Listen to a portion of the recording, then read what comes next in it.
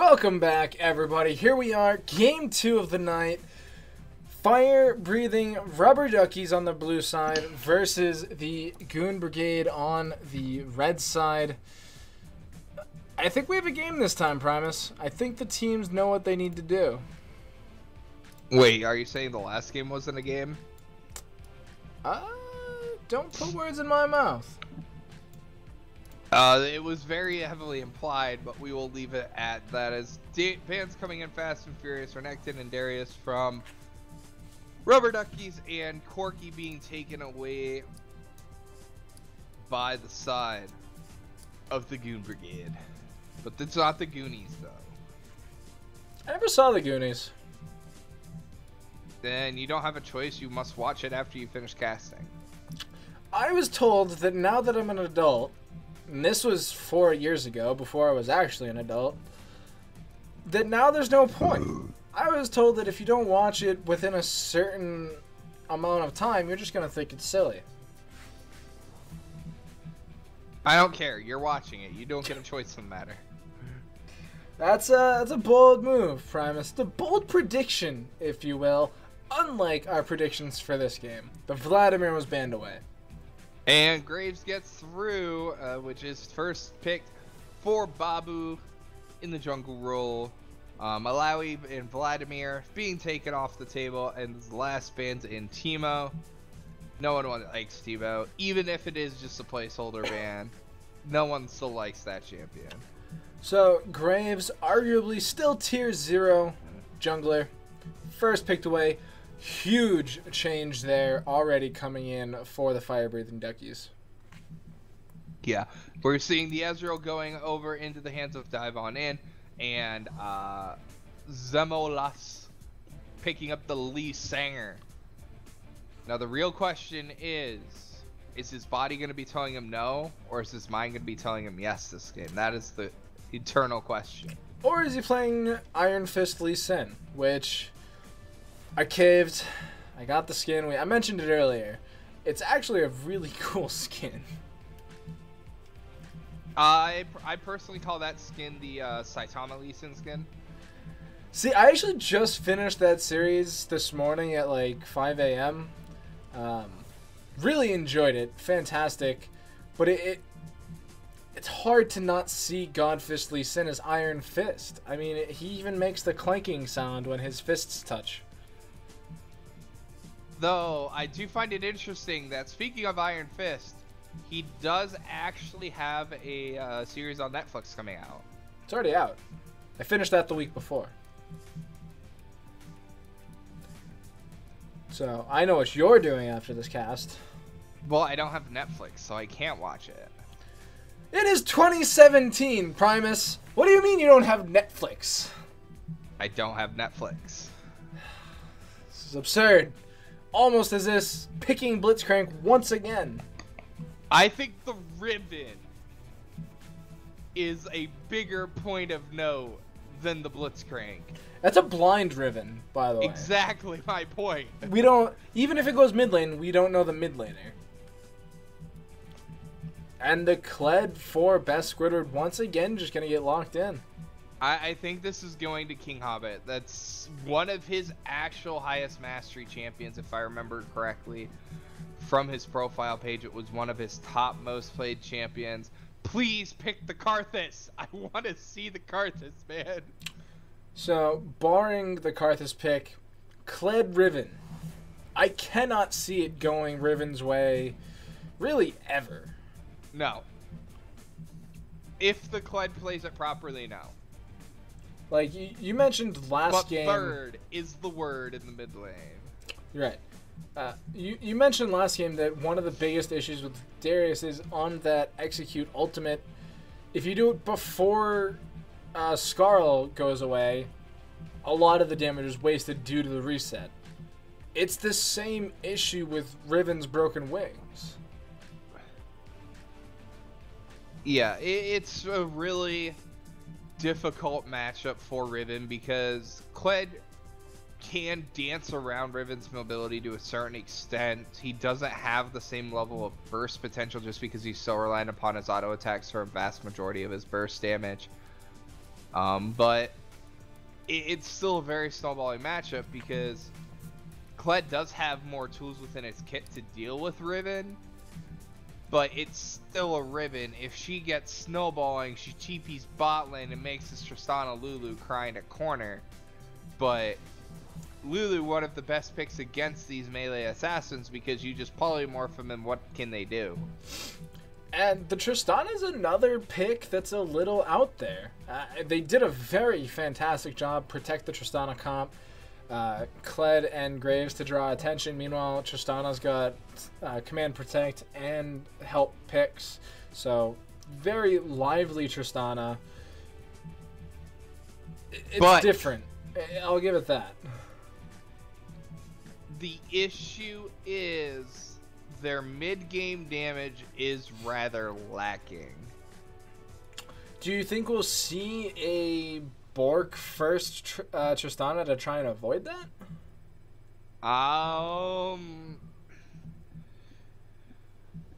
It's possible.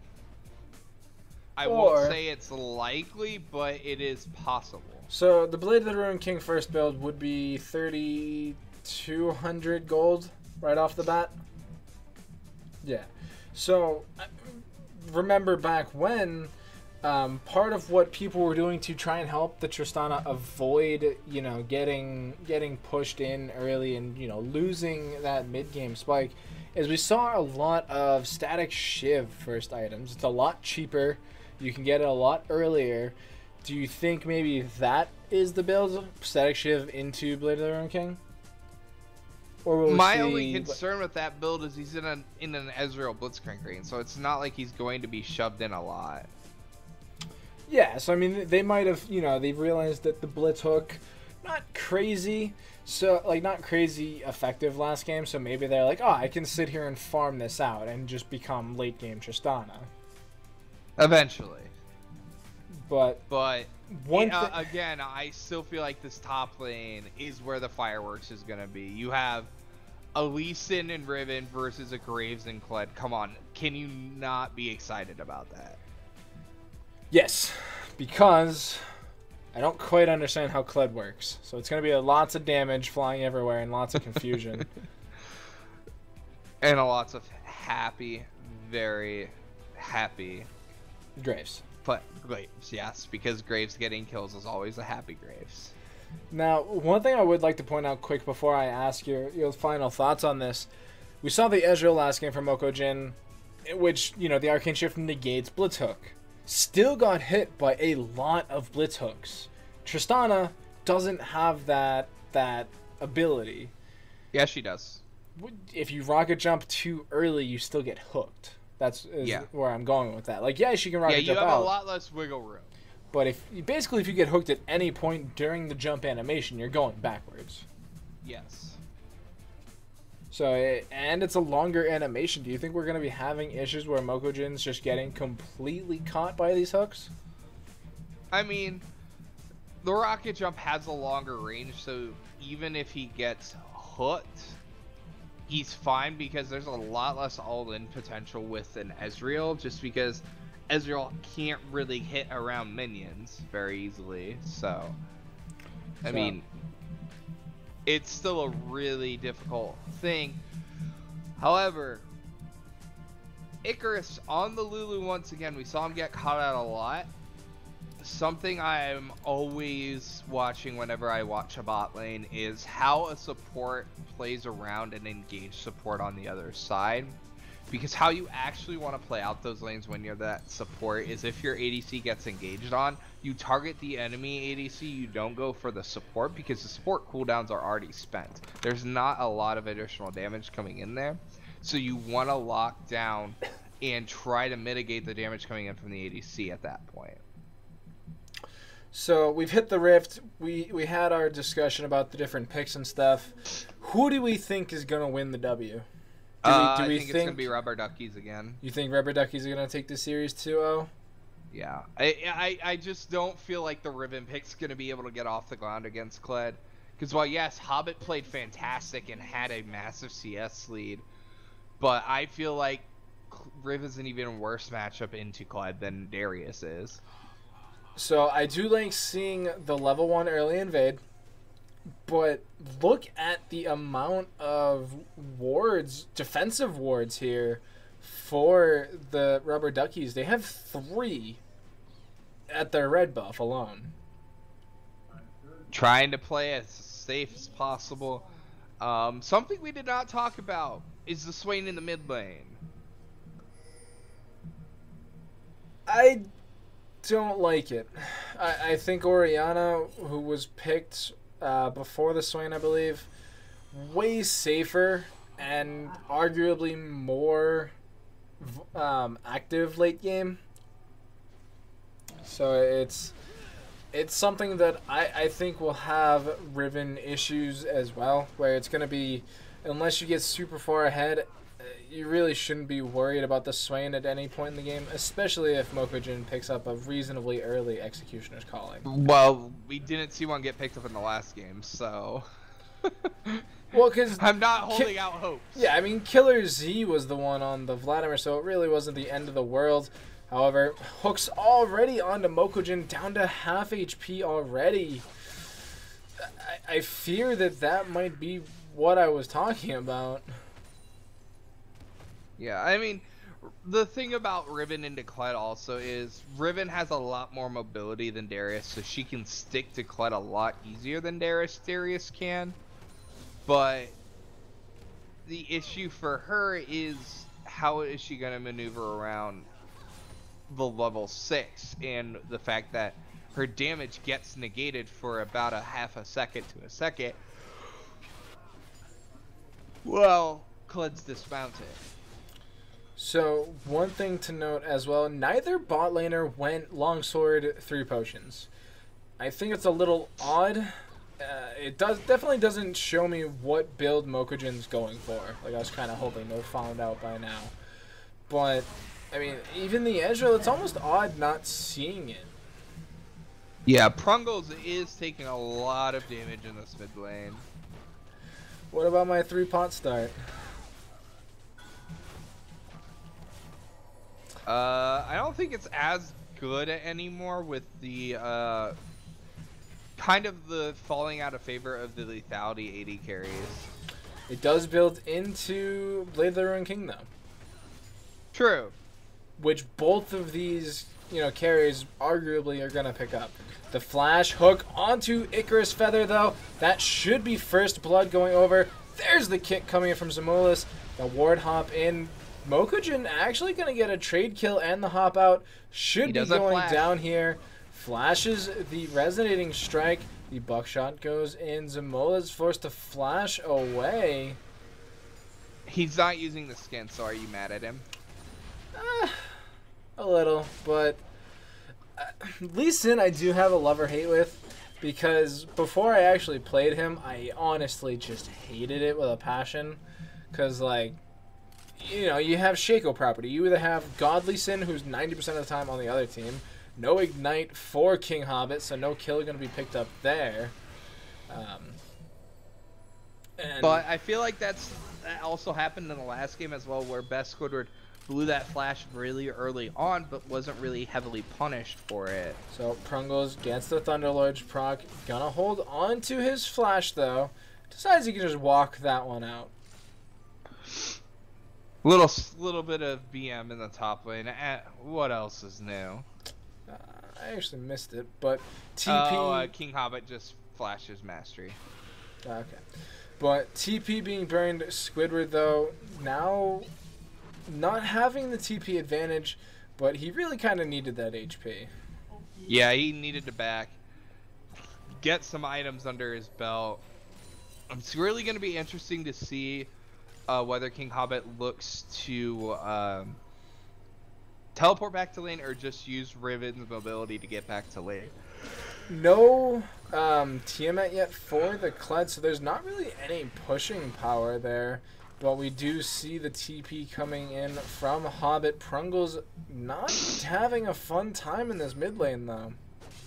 I mean, it's the reason why Swain hasn't really been seen mid a lot is he tends to really struggle against control mages.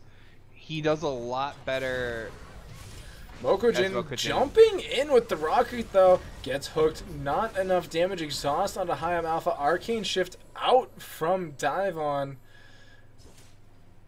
However, it does look like Mokujin is going for the Blade of the Ruin King build with that early pickup on the Vamp Scepter.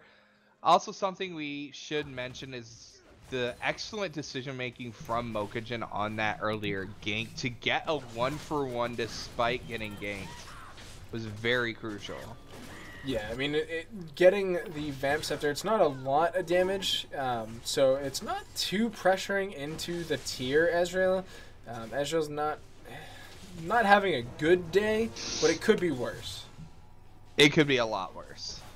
One thing I really do like, best Squidward though, caught under tower. Hobbit could end up trading this. Broken Wings though, already actually not been used. He didn't actually throw out the Shockwave, so it is a trade 1-for-1. Mokujin jumping in as well. Killer Z, no mana taken so low. Ignite is on. Flash, auto, bird is not the word today. Killer Z survives with fractions of an HP. I don't think that was fractions. I just think that was just 1 HP. That's heartbreaking for Prungles. That's almost something you tilt off of.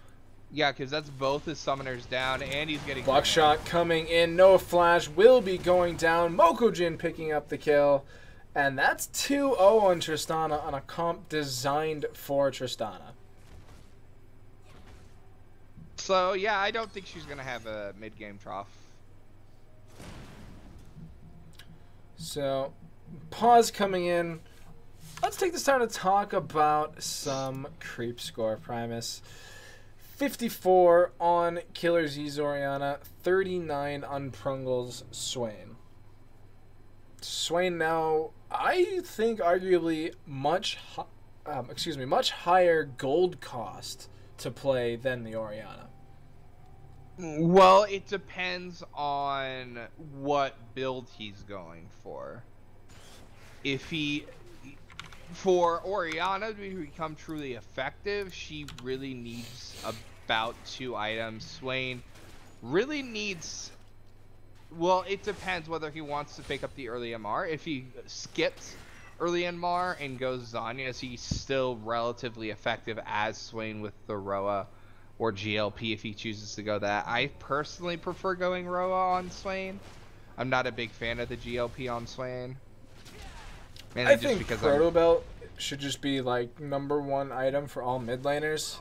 There's so many plays that can come out of it, and it's a lot of fun to watch.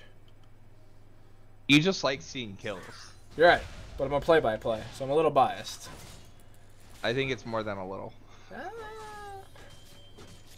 Maybe we have different definitions, words. Holy moly. But this top lane, a little weird. Can't really think of any other word to describe this, really. You just kind of go with it. But Squidward gets the bear trap on the rope. Resonating Strike not going to land this time. I don't think they had the damage anyway. They might have, but it would have been close. They would have had to dive tower to finish the kill. But which is always risky against Kled. Is Baby Kled though? You can never fully calculate whether or not he's going to get Skarl back. That's true. It's a lot less linear than a Narbar, it feels sometimes. Yeah. But just about finished with his Manamune in the bot lane. Dive on in. Trying to get stuff done so far. Hook is down. Mokujin taking advantage of that with some auto attacks. Yeah, it's just going to be very, very, very swingy here in the mid lane. Because as we saw in the last game, Killer Z does have a massive advantage in the mid lane. Hobbit having to blow a flash in that top lane. Yeah, Kled getting a little cheeky there. Dive on in. Going aggressive with his Arcane Shift. That almost equals his death. The jump on in from Mokujin, though, will not actually be punished. The Wild Growth and jump is still available. Use the blast cone to get out. There's no jungler in the area, so they get off scot-free. Zamulas lands the resonating strike, gets the slow in, gets bear trapped though. Tricky Zamulas though, super duper low. There's the resonating strike. Will he say yes to his body? Mokujin says yes to the hook. Thunderlord's coming in, not enough though with the Lulu help picks. That should be Dragon, though. They'll have vision of it, I think. Yeah, but Lee's just now leaving base. I don't think they can get in range in time in order to stop it. Yeah, I mean, they saw that it was top unless they expend TP. But Riven without Blade of the Exile available can't really do anything in team fight. So, free Earth Drake going over to the fire-breathing Rubber Duckies. Quite possibly the worst one to give over to a Tristana. There's really, I don't think she likes killing towers. I really don't. I mean, with an Infernal to follow it up, things could get spicy.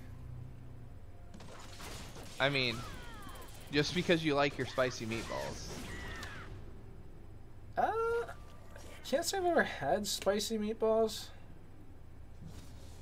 It's not really an Italian thing. We go kind of for sweet meatballs, which are just as delicious and fine. But I can't say I don't enjoy spicy food.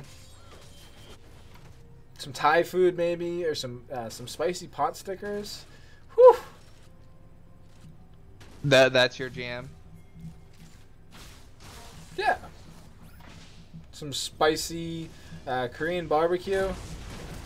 Hi, Alpha, in a bit of a sticky situation, knows there's nothing he can do about it. Killer Z picks up the kill, first of the game for himself. Dive on in though, kinda stuck. Gets Cutlass up, gets taken low, dive for dive. Mokujin on a rampage. And 4-0 Tristana, not the best look if you're the Goon Brigade right now. Really? I've seen worse. Can't say it's a good one, but I've seen worse. I mean, I played a Jinx game earlier, and I was 2-0-3 with 110 CS at 12 minutes. I think that's almost as terrifying. I'm almost a little bit more afraid of Jinx than Tristana. Mostly due to the current build path, plus Super Mega Death Rockets, you know, and Execute. So that's relevant at every level of the game in an AoE fashion. Nah, totally not. Icarus Feather gets hooked in, taken half HP, has flash, doesn't even need to use it though. So I feel like the Blitzcrank pick, once again, not quite working out. Hobbit though gets tagged back in. But Riven things will be able to get away. Yeah, like Riven's. I'm not sure what Riven's building right now. I'm assuming he's going the build which I've been seeing Wings of Death been doing a lot recently, which is where he gets the early call fields and then goes into Black Cleaver into Death Stance. That's what it looks like, because it was Caulfield's Hammer first back into now the pieces of a Black Cleaver. So it makes sense.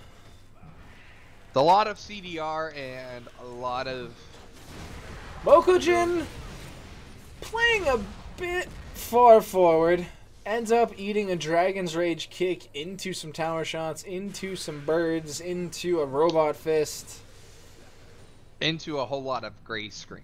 It was a big lunch for Mokujin right there. Hey, he was feeling awfully hungry, you know. He's been feeding off everyone else. He decided to share the love a little. Killer Z, Exhaust coming in, gets the Power Fist in, hook into the Never Move. Prungles has slain Killer Z, and that's putting himself on the board in a good way. Yeah, he is still trailing far behind in CS, though. Yeah, it's a similar situation to last game where Prungles seems to be afraid of CSing Icarus Feather, gonna get hooked back in, has Flash available. Wild Growth coming in, not enough though. Execute and Thunderlords picking up the kill for Hayam Alpha. King Hobbit blew his ultimate. I missed why. I can't really think of any reason in particular. He wanted the kill. On who, though? He wanted to secure the kill on Lulu. Greedy Riven is always greedy. True. I mean, is there any other way to play Riven? I could think of another way, but it's not a very effective way. It's almost the way we're seeing it played right now. Oh, that was Orianna damage. I mean, Riven, once again, not playing very aggressively.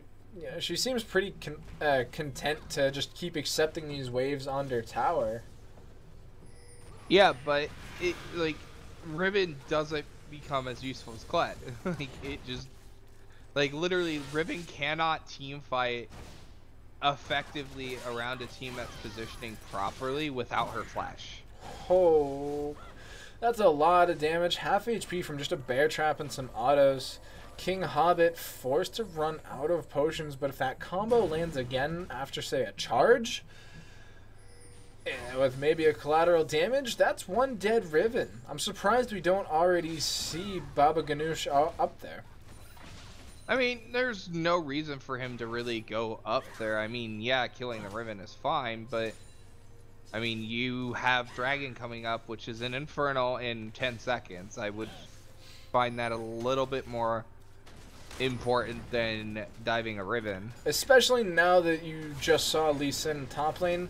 That means there's no smite readily available for the Goon Brigade. And True Shot Barrage way too early, so not able to. However, big two-man never move hook onto Mokojin, completely silenced Ignite, and Wild Growth going down. Huge two-man shockwave though, instantly annihilates everybody. Best Squidward gets the charge onto dive on in. Bear Trap kind of didn't work, I think.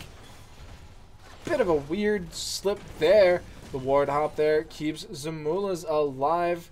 Best Squidward doesn't really care about the tower. So I mean, Infernal. he has Scarl available. Yeah, Infernal Drake going over to Fire Breathing Dragons. Also going to be picking up this mid-tier 1. Don't you mean Fire Breathing Rubber Duckies? Isn't that what I said? No, you said Fire Breathing Dragons. Yeah, Rubber Duckies, Dragons, they're closely related. I believe that dragons are actually the ancestor to the duck in the same way that Tyrannosaurus Rexes are the chicken's ancestor. I'm just gonna leave that alone. I don't have a response to it. Good, because there's 3 members in this top lane. They're definitely looking to find some dragon on the menu, but Best Squidward seems to have his dancing shoes on. He's still taking tons of damage. There goes the Riven ultimate just to knock off Scarlet. Dive on in though. Kind of trapped, forced to heal away. The jump on in once again gets the kill. Mokojin 5-1-1, winning the 1v1s. Gotta love Assassin Tristana. I do just enjoy Tristana. Dragon's Rage and Shockwave gets flashed out in the mid lane. Killer Z now without his own ultimate. Never Move is going to connect just enough. Healing coming in onto Prungles. So they do pick up the kill in the mid lane. Mokojin kind of wary in the bot lane. Yeah, doesn't have vision on anyone on the side of Goon Brigade, so best to just back off, play it safe. We're going to see this top lane tower fall finally, and we're at about a 5k gold lead at about 20 minutes, so definitely a much less even early game coming in here in game 2. Yeah, I mean, we saw last game that Mokojin didn't quite have the best early game, you know, was getting hooked a lot, was eating lots of damage in poor trades, and now is 5-1. That alone is a vast improvement from game 1. I mean, it's not like he did bad on the Ezreal. No, I mean, we definitely saw him eat a lot of hooks and then end up losing trades, like I was saying. But straight up, losing, bot lane, it didn't quite happen last game, didn't happen this game, and now Mokojin's really a force to be reckoned with, where he can just jump in onto the Ezreal. Yeah, Ezreal can't really respond to the amount of damage coming in from Mokujin at this stage of the game, just because with that Blade of the Runekin, it gives you so much dual potential that Ezreal can't honestly deal with. Yeah, and Ezreal very delayed in picking up his next set of items. We see the Ionian boots coming in instead of the Tabi that we saw last game, so not really gaining, that bonus defensive stat, trading it for instead the cooldown reduction, and now he just has the sheen. Oh, lots of damage coming on. The best squid forced the flash away. Flash coming out of King Hobbit. Bear Trap goes in, lands. Wild Growth though. King Hobbit is going to be taken out by Baba Ganoush. Collateral damage comes in. Shockwave onto Prungles. Zamola's going to get over the wall, but it's not good enough. Hi, I'm Alpha. Forced to flash away. Jumps away. Blade of the Ruined King isn't enough. Bear Trap. Trapped under tower. Double kill for Best Squidward. Best Squidward looking a lot better on the action is not over. Prungles, please! Barely gonna survive. Dive on in, not quite as lucky. The bear on the trap does go wide, but in the end, killing spree for Best Squidward Vietnam.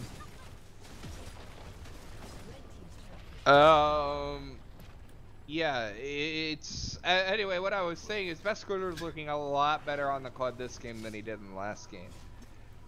Not that he did poorly on the CLUD in the last game. It's just his laning phase was a lot better. He wasn't having a lot of trade kills in the lane. It was just him just straight up winning the lane after the early game.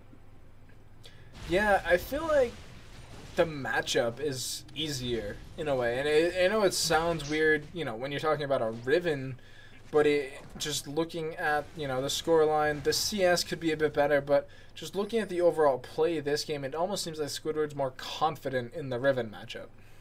Yeah, because the thing about Riven into Kled is Riven has to use most of her abilities to engage on you, and it makes it extremely difficult for her to dodge any trade damage, while Darius doesn't really care because he has no movement abilities. So he inherently has a higher health pool to trade with. So Riven, on the other hand, is very squishy. So we see once again a gank trying to happen in the top lane. Resonating Strike gonna land that time. Gets the knockoff onto Skarl. The kick comes in. Shut down for King Hobbit. Finally making something happen in the top lane. And that should be the tower going down as well, but they're trading it for another Infernal. Well, they look like they are going to try to fight for it, though. Already down, though. Look at that damage. Hey, look, we have an Executioner's Calling before the end of the game. What is this? And arguably, Executioner's Calling actually shuts down Swain more than Vladimir. Yeah, they shut it down both down equally, but I mean, Vladimir has only one healing ability. Not Vladimir, Swain. Yeah. But his healing is completely dedicated around whether or not he's getting damage off during that time period. I mean, you're right. It's just that, there's not a lot left for Swain left in this game. Like, now that the Executioner's Calling is built, what does he have left? Not much of anything. Yeah. So, super bold call coming in from the fire-breathing rubber duckies. They're making the Baron call. Hook is not going to land onto anybody. They do have good damage from the Tristana and the Earth Dragon. Baba Ganoush and charge going in. Will it land on the target they want? It's onto Hobbit, who gets absolutely demolished. But that is only the one to fall. Will they Wait, there was a Riven in this game? There was. No longer. Dead. Gray screen. So right back to the Baron. They're clearing out some of the wards. Lee Sin, though, is on the wrong side of the wall, it would seem. Higham Alpha popped immediately by the collateral damage. Double kill from the auto attack. Mokojin Icarus dies the Baron. Icarus didn't have a way over the Baron wall. Everybody else did. But no more smite for the Goon Brigade. Can they do anything to this dragon? Two-shot barrage is available. Prungles forced the Zonia's Grievous Wounds is on. Baba Ganoush will eventually get shut down, along with Mokojin dying in the pit, I believe. So they do get to stop the Baron for now. Yeah, they should have just backed off the Baron because they didn't have a lot of cooldowns left available to them to continue team fighting after that. So they should have just backed off the Baron and just reset bot items and reset the Baron dance because they didn't have vision control in the pit. So gold lead in the mid lane seems to be collapsing a little bit. Only a 30 gold advantage or 30 CS advantage now for Killer Z. King Hobbit really wants his turret. Does get it eventually. Will be trading his life for it though. Not quite sure that was necessary. I mean, it's getting gold in their pocket, and I mean, he's not really very useful as Ribbon right now.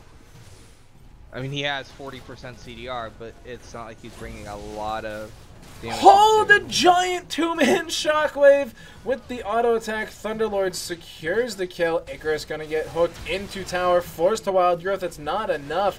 Dragon's Rage kick picks the kill up. Not quite.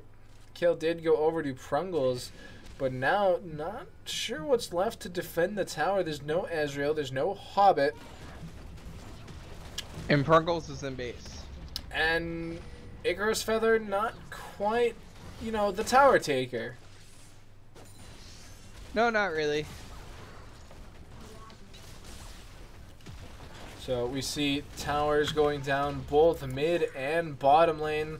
Hooks are not landing, neither are these resonating strikes. Mokojin playing so very far forward, but Prungles doing what he can, does get the never move onto Mokojin. Resonating strike will land, but there is no kick available. Baba Ganoush gets hooked back into the base, able to quick draw away. Shockwave lands onto nobody, but Killer Z is still alive, so is Mokojin. 1-for-1 shutdown, however, shutdown double kill for the Prungles Swain. They do get the kill on the Mokojin, and for now, they stop the push onto the inhibitors. True Shot Barrage doing what it can, but Best Squidward is doing everything he can. Ho, forced to flash away, will not be able to get Skarl. Dive on in, picking up his second kill of the game. They keep their inhibitors alive. For now. But Prungles is slowly getting back into this game. He's sitting at 7-2, so well, yes, they do have the Executioner's Calling already onto Tristana, but Tristana's kind of falling a little bit behind the curve where she was at by playing so far forward and getting caught by multiple abilities. Yes, playing aggressive as Tristana to a certain extent is fine, just because you're Tristana, you have a lot of self-peel, but you still need to be respectful of the other team. She also decided to go with a very defensive build. Went with the Blade of the Ruin King into Ruinant's Hurricane, into Executioner's Calling, which, you know, we talked about. Very good idea, especially against the Swain. But then going into a Vamp Scepter and a QSS. So for 2,100 gold, you could have gotten a BF Sword and a Pickaxe and been on your way to an Infinity Edge. Yeah, and I don't know how much the QSS will actually help into this composition. Just because if he eats one CC, he's just dead. The only solo CC that is cleansable enough to really make a difference would be the Never Move. Yeah. But which, if you're getting hit by the Never Move as Tristana, I feel like there's a lot more concerning things. You have bigger issues than the QSS. But free Baron going down to fire-breathing rubber duckies. And with 2 open inhibitors, that bear trap actually is going to land. Hobbit trying his darndest to get away. The second bear trap not going to land. Best Squidward gets slowed up, dodges out the hook, but that's 4 members top lane when the inhibitors are just getting annihilated. Yeah, just a very clean last few minutes here. A couple of missteps in terms of... Baba Ganoush getting hooked in, gets the Wild Growth plus the Command Protect and Help picks. Prungles is doing everything he can. However, it is a 1v5 it seems. Flashes in, shut down from picks though. Can they get more? Hayam Alpha also is already down. Mokujin healing up so much with the double lifesteal items. They're already on to the Nexus Towers. Mokujin, though, already down to half HP. There's the Dissonance on to the Lee Sin. First tower going down. Squidward still full HP. Second tower going down. That should be the game.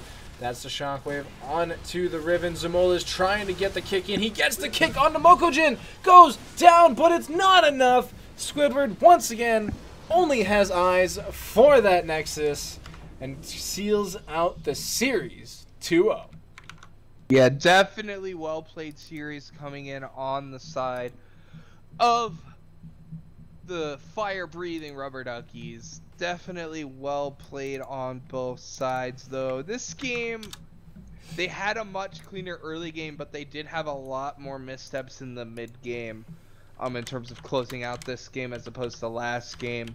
So I still feel like in terms of a full game performance, there's still more consistency issues that needs to be addressed for them. However, getting a 2-0 in this lead is always very good. Mokujin went off that game. I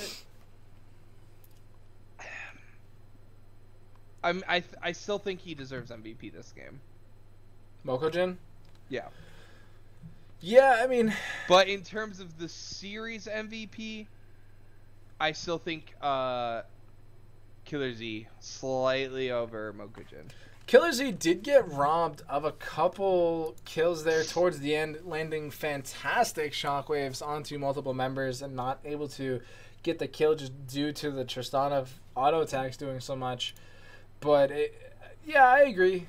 Series MVP definitely going over to Killer Z, and there's definitely an argument to be made where Killer Z picks up the game MVP for game 2.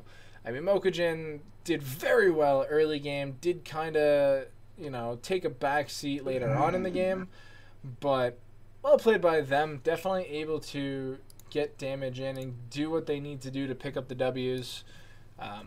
Overall, I think they played very well. Yeah, I would definitely agree. Definitely have very good series performance from the side of fire-breathing rubber duckies. However, Goon Squad did still have some bright spots. I believe they were playing with a sub, so they didn't have their starting roster coming into this game. Prungles had some nice plays in both games, but needs to work on that CS. He fell drastically far behind in both games on CS.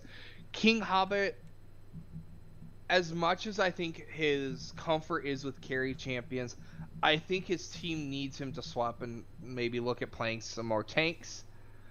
Just because the carry top laners are very inconsistent right now, just with the way the meta is. And if you're not snowballing on a carry top laner, you're really not doing your job unless you're Rumble, because Rumble just is a one-man team fight in and of itself, kind of like the old Kennen. Yeah, so, I do think that the Goons had some questionable drafts, but I definitely think that if they clean that up, I think their games go a lot better.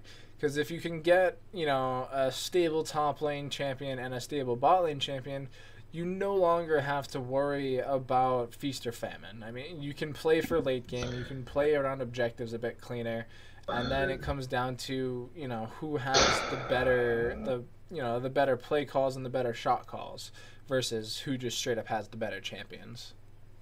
Yeah, I would definitely have to agree with you on that. But there's still a few weeks left in the season, so there's still a lot of work left to be done by both of these teams here. Yeah, and with that being said, guys, we are going to take a break while we do set up for series number 2 of the night, which is going to be the Chocobos versus Renegades Incorporated. So stay tuned for that, guys. We will be right back. I hope to still see you watching. Thank you, and we'll be right back.